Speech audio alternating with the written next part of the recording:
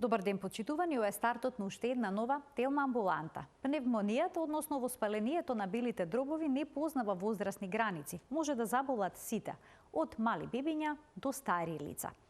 Како се карактеризираат симптомите кај пневмонијата? Се разликуваат ли кај вирусната и бактериската пневмонија? Колку време трае лекувањето? Дали е неопходна секогаш антибиотска терапија? И што е најважно, постои ли начин да се заштитиме, да се превенира оваа болест? Се за пневмониите денескот разговорот со научен соработник доктор Марија Здравеска, субспецијалист по пулмологија и алергологија од Универзитетската клиника за пулмологија и алергологија во Скопје. Ке погледнете блок реклами, а потоа следува разговорот во студиото на Телма. Се гледаме набрз.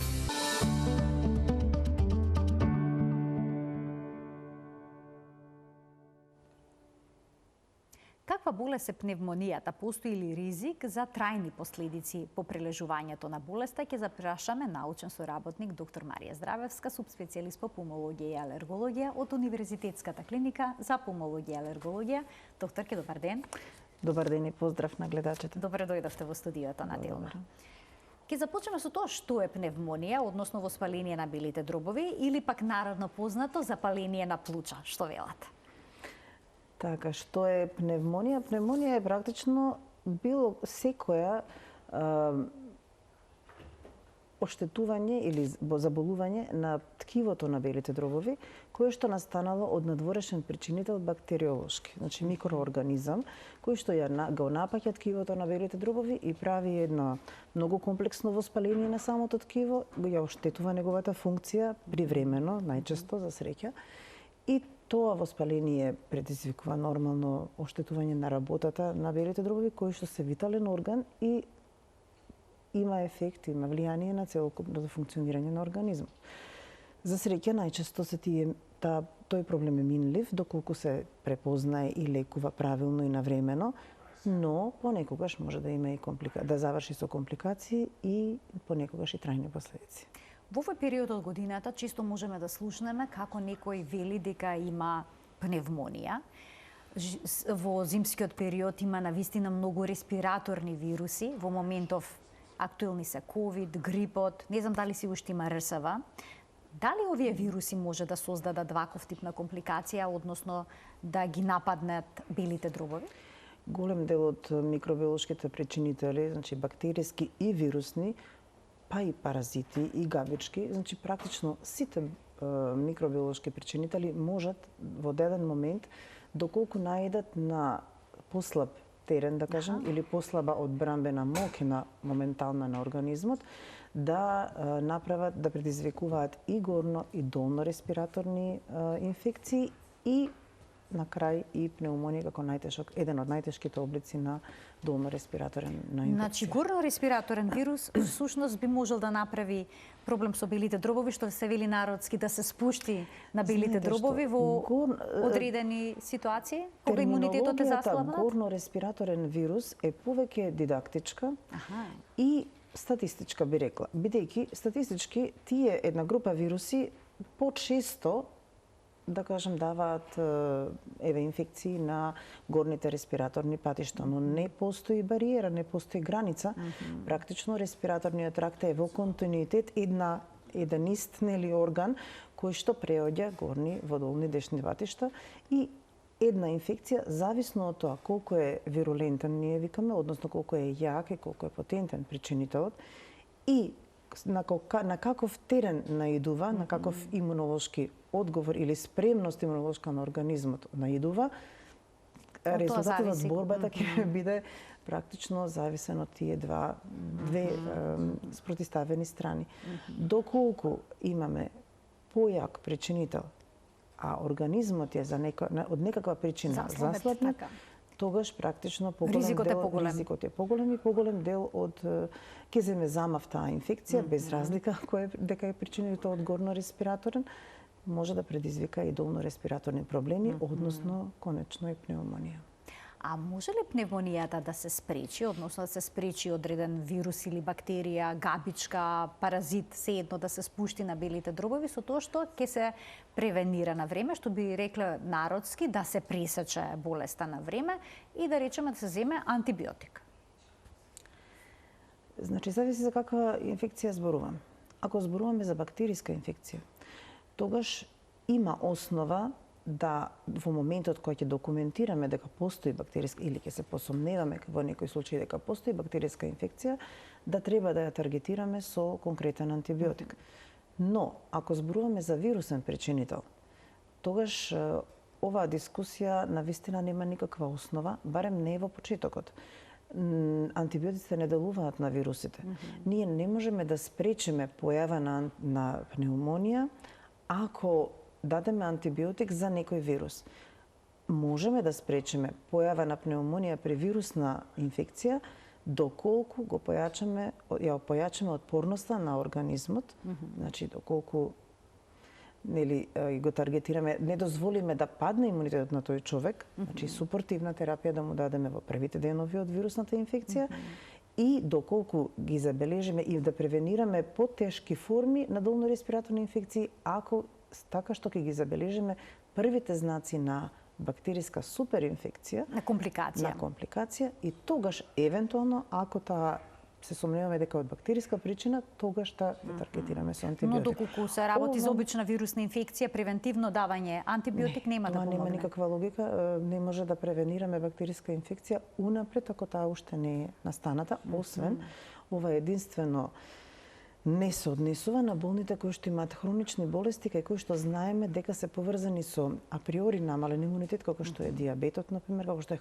хронична срцева слабост, да кажеме, хронична обструктивна белодробна болест, кои што и други некои болести за кои што знаеме дека априори тој организам ќе биде или подложен на паѓање на имунитетот, или ако пациентот веќе е носител на некаква бактерија која што веќе обстојува во неговиот организам и само со вирусната инфекција може да биде потенцирана, поттикната и да букне таа бактерија. Тоа се ретки случаи во кои што има такво оправдание, но исклучиво мора да биде, никако пациентот сам тоа не може да го процени, туку мора доктор и тоа специјалист да процени дали е пациентот во таа група ризична.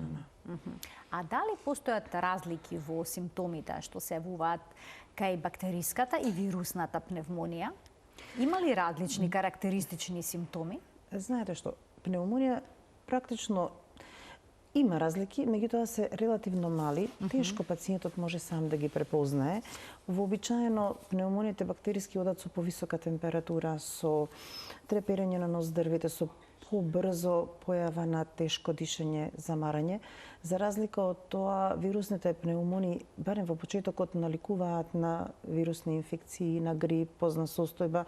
Меѓутоа, секако, апсолутно има разлика и тоа голема во она што ние како доктори го слушаме на слушалица, односно во аускултаторниот наод и физикалниот преглед кај пациентот. Заради што сакам да искористам оваа прилика и да ја потенцирам огромната важност на прегледот на пациентот. Значи, не е доволно, како што за жал пред 2 дена еден пациент се пожали дека денес веќе никој не ги слуша и не ги прегледува болните. Не знам дали тоа е една од негативните придобивки на ковидот, меѓутоа не може прегледот на никакви лабораториски или не знам какви дијагностички резултати да го замени физикалниот преглед на пациентот. Значи, неопходно е секој пациент кој што има потешка вирусна инфекција или потешка инфекција со знаци на температура, на тешко дишење, на упорна кашлица, да се процени по телефон или врз основа на 1-2 резултати. Пациентот ги повикувам во таква ситуација, болните да се јават веднаш кај нивниот матичен доктор. Да слушате со стетоскоп?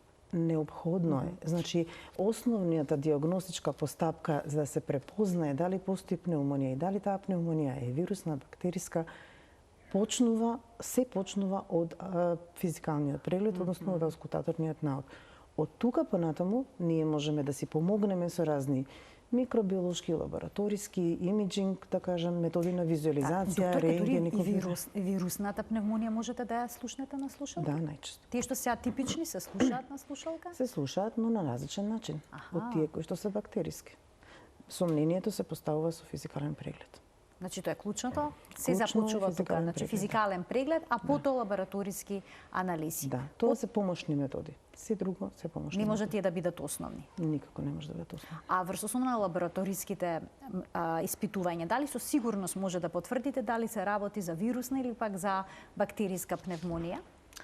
Значи, има разлики во лабораториските презентации, да кажам, но тие две се препокриваат. Значи, ретко ни имаме исклучиво чисто вирусна пневмонија, и така има дадена карактеристика, но многу често вирусните пневмонии практично прават еден терен да после секундарно се накалеме на нив бактериска некаква инфекција, нели некоја бактерија да букне таму и да се накалеми да тој момент може да се одрази и на крвната слика, да имаме една мешана ситуација. Затоа кажувам, значи иако пневмонијата е многу чест, релативно е честа, еден од практично во свете се уште на 4-то место како причинител за смртност, значи особено по неразвиените земји, е навистина многу честа и долно респиративните инфекции се чести, но сепак многу е не толку луѓето мислат дека знаат како да се ја препознат, но сепак таа си има дадени протоколи кои што мора да се спроведуваат за да може да бидеме сигурни дека сме на прав пат и дека правилно ја третираме и дека правилно сме ја препознале. А, докторке, дали секогаш се обидувате да го утврдите причинителот за појавата на пневмонијата, да речеме, ако е вирус, дали ќе направите еден PCR тест да утврдите кој вирус стои во позадина, или пак ако е бактерија ќе се барали микробиолошко испитување за се утврди што точно предизвикало проблем? Не мора да значи. Значи, најчесто клиничката презентација, заедно со основните лабораториски методи и методи на визуализација, како што е рентгенска снимка, ретко компјутер, ни се доволни за првично постапување кога се работи за долно респираторна инфекција или вирусна или атипична или типична пневмонија. Меѓутоа, доколку имаме работа со пациент кој што е од специфичните групи, доколку имаме работа со пациент кој што веќе бил претходно третиран и не била успешна таа терапија, тогаш веќе може да се или од епидемиолошки причини, ќе заборев тоа да го кажам, од јавноздравствени, да кажам, причини, кога државата е заинтересирана да види со каков проблем имаме работа, како што беше тоа случај со ковид инфекцијата, например, односно со епидемијата на ковид. Во такви ситуации ние имаме потреба да го докажеме причинителот, но тоа не е апсолутно неопходно кај секој пациент со секоја пневмонија. Во моментов има доста пациенти кои што имаат грип, значи се болни од грип или пак пројавуваат симптоми на ковид. Сега, кога станува збор за грипот, дали моменталните соеви што се присутни прават можеби повеќе проблеми со долно респираторниот систем, односно прават повеќе пневмонија во однос на минатогодишните соеви? Што говори вашето искуство? Каква е клиничката слика сега? Дали се поагресивни годинава грипот и ковидот во однос на минатите години или не е така? Значи, тешко е тоа да го кажеме. Секако дека игра улога вируленцијата на организмот и на вирусот. Некогаш, да кажеме, некој сој е повирулентен од другиот, но, како што кажав, конечниот резултат е игра на моќ помеѓу вирусот, не само јачината на дадениот вирус и на конкретниот организам, туку и на целокупното население. Значи, колкав дел од населението е вакцинирано, колкав дел од населението е заштитено, за која популацијска група зборуваме, дали зборуваме за помлади луѓе, за повозрастни ризична група, дали зборуваме за здрава популација, многу е, дали зборуваме за популација која што живее во колективи, да кажеме, градинки, училишта, воени колективи, така старачки домови. Значи, многу не може да се каже дека оваа година вирусот е појак од другата. Зависи во кој сетинг зборуваме. Но секако еден огромен причинител е и подложноста во моментот на организмот и на дишните патишта и тоа колку се они интактни, колку се они претходно нивната структура е претходно нарушена и функција, а знаеме дека една од најголемите причинители зашто функцијата на дишните патишта би можела да биде нарушена, тоа се загадувањето со кое што за жал секоја година сме изложени, на него сме изложени секоја година, особено во овие месеци. И на некој начин се суперпонира ефектот на загадувањето, ефектот на пушењето, заедно со ефектот на сезоната на вирусни или горно-респираторни причинители во дадениот момент и резултатот е, после го гледаме во епидемиолошки статистички бројки, така што. За жал. За жал. За жал. Кога станува збор за бактериите, која бактерија најчесто одговорна за пневмониите? Па најчесто е тој еден триес на три бактерии од кои што Streptococcus pneumoniae е еден, Moxarella catarrhalis е другиот и Haemophilus influenzae третата. Значи тоа се најчестите, но не значи дека не можат и други бактерии да бидат причинители, особено во некој специјален сетинг, како што се кај пациентите со хронични обструктивни белодробни болести, пациенти со цистична фиброза, пациенти на диализен програм и така натаму. Кај тие пациенти кои што се хоспитализирани во старачки домови и така натаму, кај тие пациенти имаме и специфични причинители кои што се покарактеристични. Каква пневмонија може да создаде микоплазмата? Обично родителите на помали деца се запознаени, па прават пнеумослайдови и слично. Микоплазмата е една од бактериите кои што ние ги викаме интрацелуларни бактерии, значи се работи тоа за во суштина во групата на бактерии, меѓутоа е нели она на гранична, да кажам, таа не може самостојно да живее, па затоа е на граница и еден од тие неколку причинители кои што ги нарекуваме атипични причинители, бидејќи живеат интрацелуларно во клетките, не можат самостојно да функционираат и предизвикуваат долно-респираторни инфекции кои што се игорно, кои што се многу повеќе во некои карактеристики слични на бактериите, но во некои карактеристики послични на вирусните причинители. Така што клиничката слика може да биде измешана, а за разлика од вирусните причинители реагираат на антибиотици, односно антибиотиците може да ги таргетираат. Така што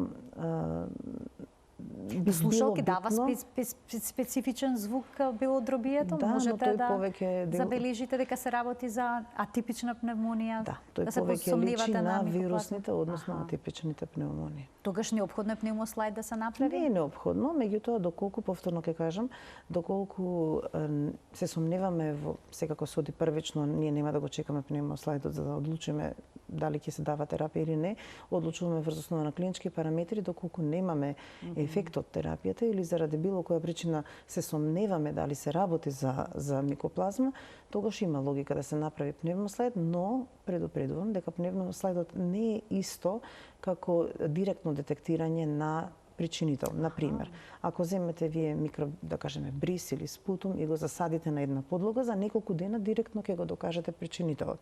Пневмослайдот е една семиквантитативна метода која што индиректно докажува имунолошка реакција, дали постои во организмот, дали организмот се сретнал и од прилика кога со некаков причинител.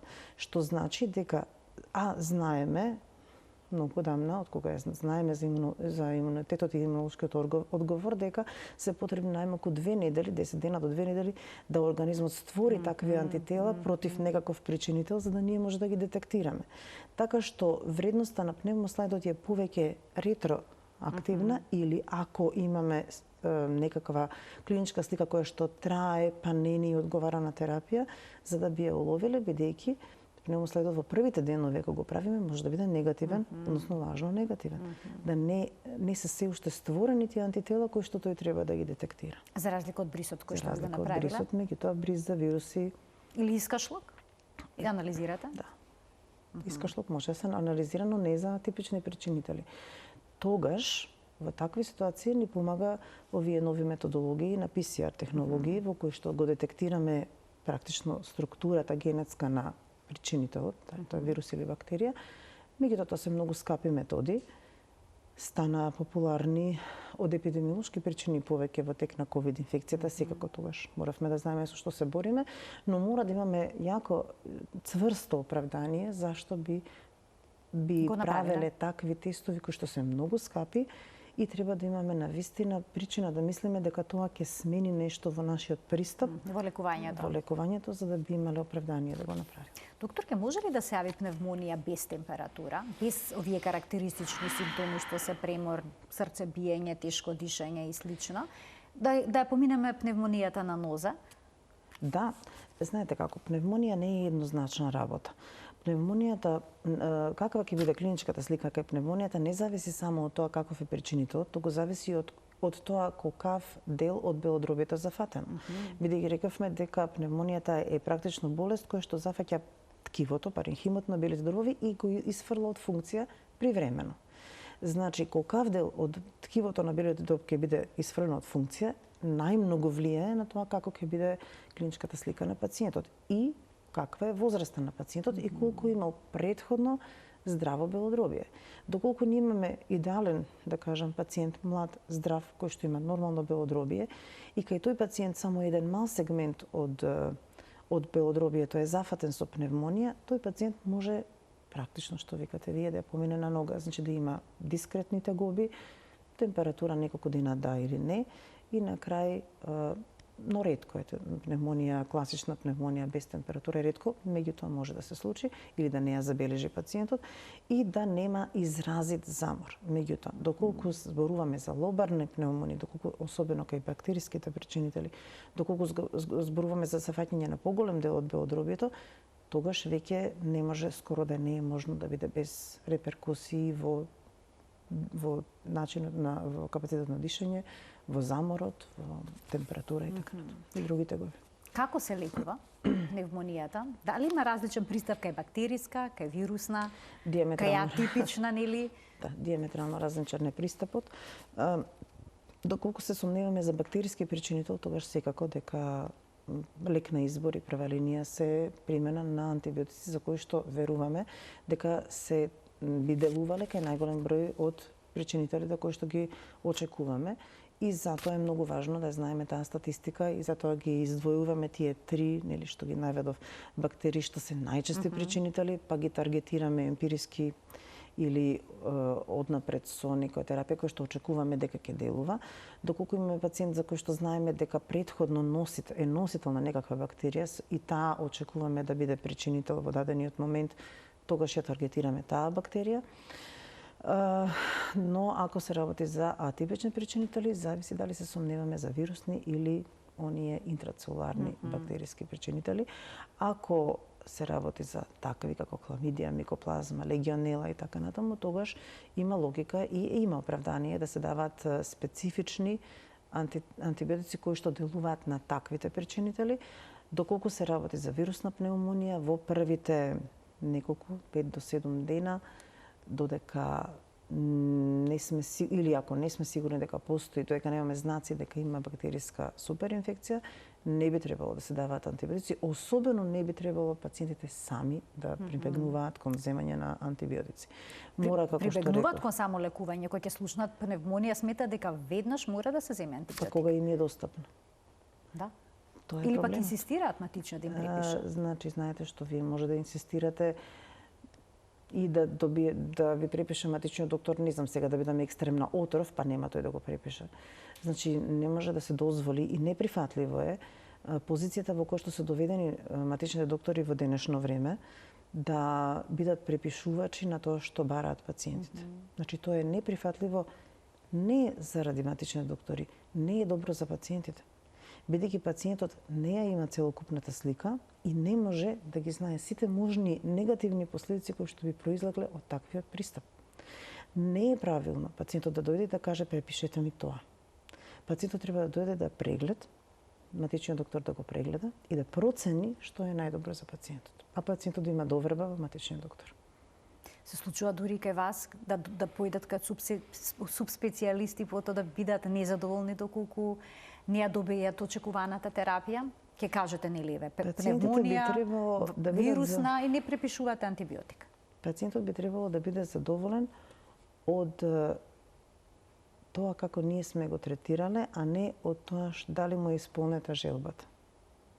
Значи би требало да биде задоволен или не од резултатот на нашата работа.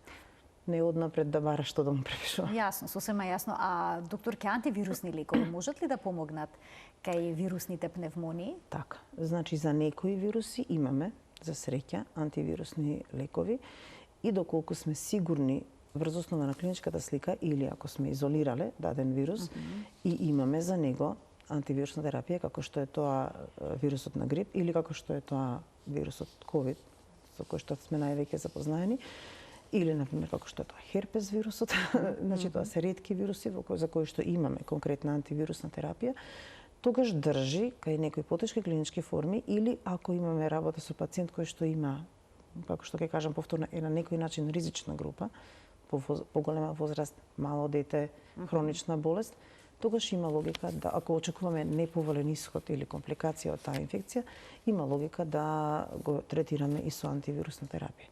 Меѓутоа, за жал, не за сите вируси имаме антивирусна терапија. Научивме за време на ковид пандемијата дека вирусната пневмонија може да остави лузни на белите дробови, фиброзни ткива. Дали секоја вирусна пневмонија, па и бактериска, ќе доведе до ваков проблем? И дали овие лузни се трајна последица или пак можат со текот на времето да се повлечат? Знаете како, пневмонијата, еве сликовито ќе кажам, ќе малку можеби ќе биде профанирано, но се работи за едно бојно поле. Значи белите дробови се бојното поле каде што се судираат микроорганизмот кој што е причинител и имунолошкиот одговор на организмот. Каква последица ќе остане после тоа бојно поле зависи од каков бил сударот и каков бил како ги измериле силите двете страни.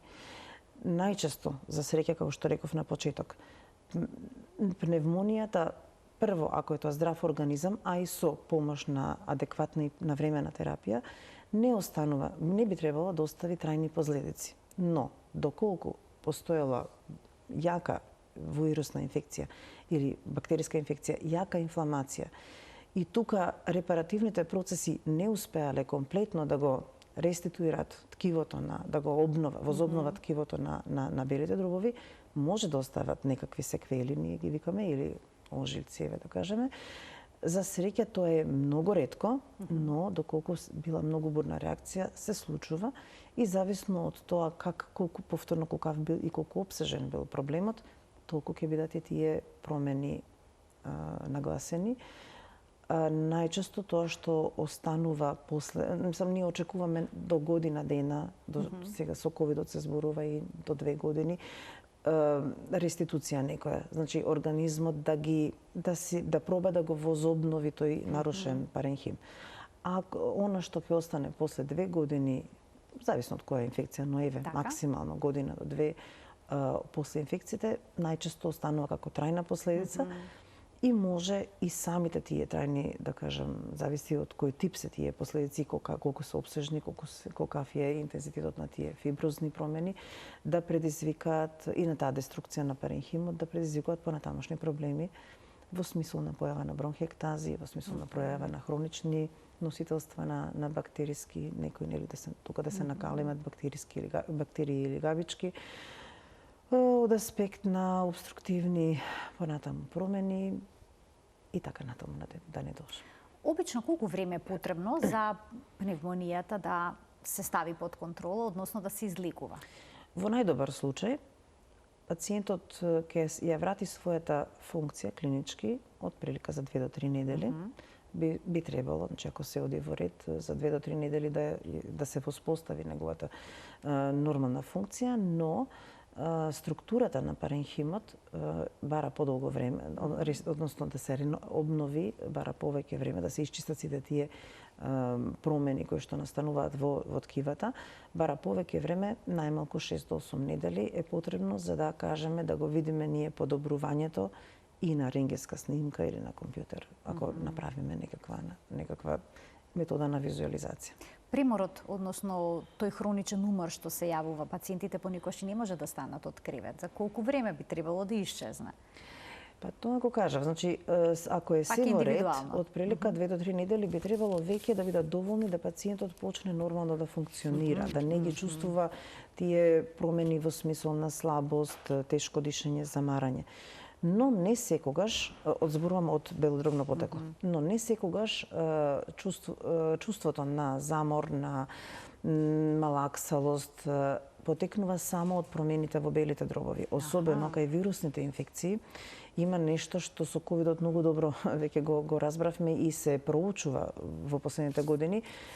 Останува еден синдром на поствирусна инфекција, кој што подразбира овакви чувство на повремени болки во зглобови, во мускули, слабост во мускулатурата, замор, чувство на немоќ, психичко нарушување, чувство на вознемиреност, необјаснива, слаба концентрација и така натаму, кој што со еден збор нели е наречен пост-ковид или поствирусен синдром, кој што не секогаш се должи само на промените на белите дробови, туку и на воспалителната реакција системска која што е била предизвикана од вирусите.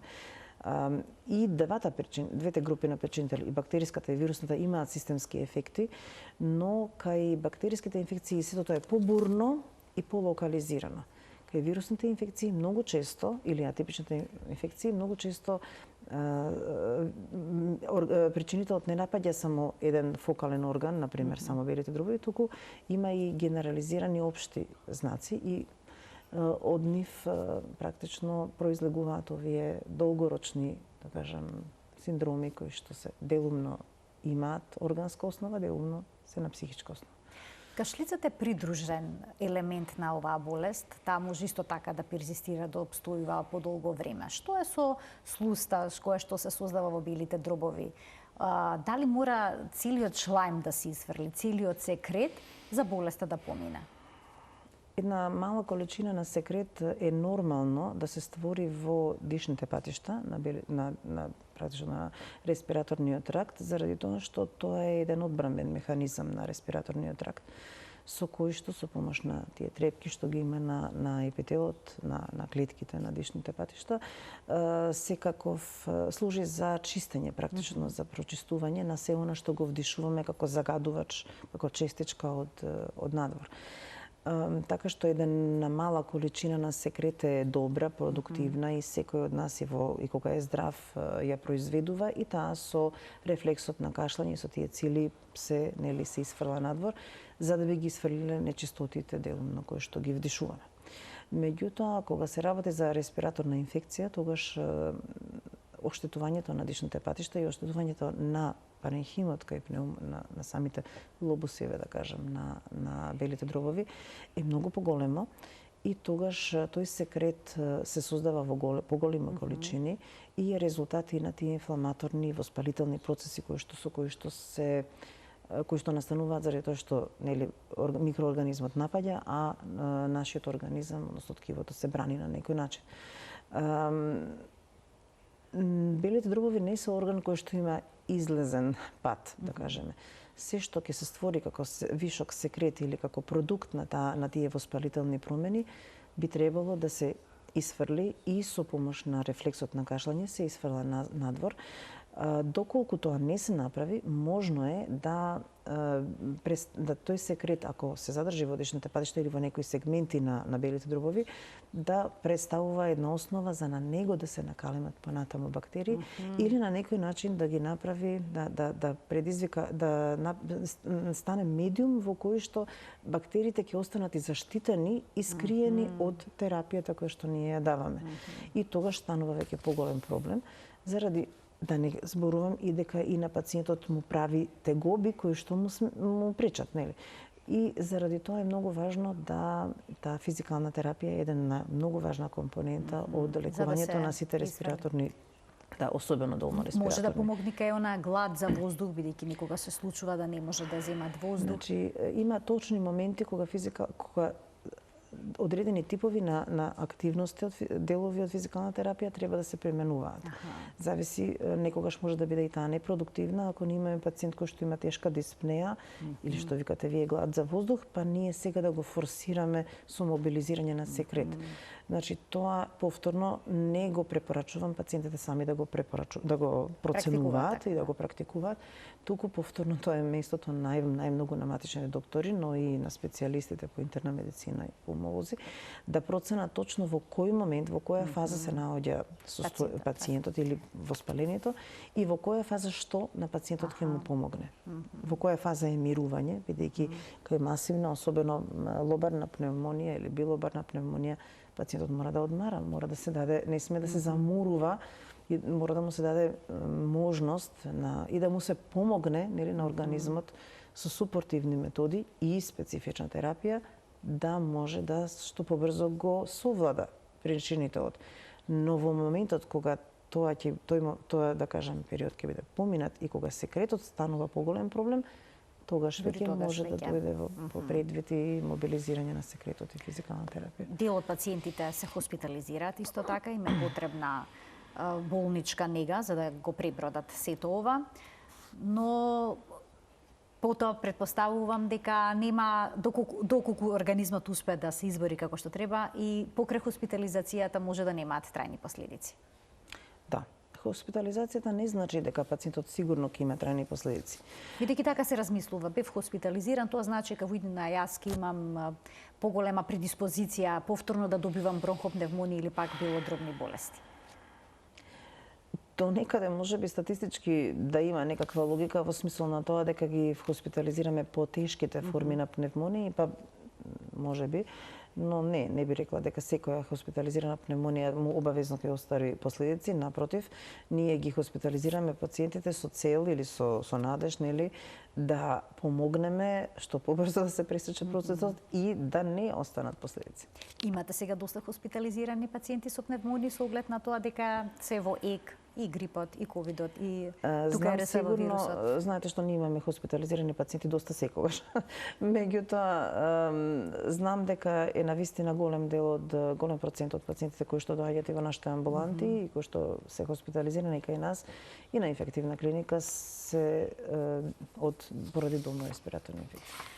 Доктор, имав идејата да проговориме и за начините за превенција на пневмониите. Можеме само накратко да ги видиме. Тоа се вакцинирањето, одржувањето на хигиената на рацете, откажувањето на цигарите, здравиот начин на живот, избегнување контакт со заболено лице, избегнување на загаден воздух, но ќе направиме уште една цела емисија во која што ќе проговориме токму за начинот на превенција од пневмонија и воопшто за зачувување на здравјето на белите дробови и системот за дишење, што очигледно е голем предизвик во современиот свет во кој што живееме, со оглед на тоа дека последното што беше избегнување на загаден воздух речиси е невозможно да го постигнеме. Многу тешко е тоа. Мислам дека многу за тоа слушавме и цело време слушавме со ковидот. Тие препораки важат постојано. Многу е важно сите во мозокот да го имаме тоа дека респираторните причинители, било бактериски, било вирусни, се пренесуваат најмногу преку прљави раце. И директен контакт, нормално, во просторија каде што човек кашла, кива без заштита. Па никогаш и кашлат, киваат со... Таа култура на кашлање, на кивање е нешто за што треба да работиме од градинка. Од најмали ноза, така. Значи да ги миеме во период поинтензивно и добро, убаво да се измиваат рацете. Така да. Оние 20 секунди на правилно миење на раце треба да бидат составен дел од образованието и воспитанието на секој дете од прв момент кога ќе дојде во било која установа за образование, да кажам, од градинка, училишта. Значи, сите луѓе кои што се бават со образование и воспитување на децата да бидат добро обучени и да им биде дел од секојдневната работа, да им го вкоренат тоа, да им го всадат во начинот на однесување на децата на сите луѓе од најмала возраст, како треба да се заштитат, како треба да ги одржуваат хигиена на рацете и како треба да одржуваат култура на кашлање, кивање, односно како да се однесуваат за да ги заштитат другите во околината кога се болни. Ви благодарам многу за вашето гостување во денешната Телма амбуланта, што одвоивте простор и време да дојдете тука во студиото на Телма и да не запознаете со сите аспекти на пневмониите, како вирусните, така и бактериските, атипичните и така натаму. Ми беше драго и актуелна е темата и ви благодарам. Ќе се видиме повторно во едно ново издание каде што ќе зборуваме за заштита на органите за дишење од разните болести. Почитувани, ова беше се во денешната емисија. Ви благодарам за вниманието со кое што не следевте. Ви го сакувам пријатен ден.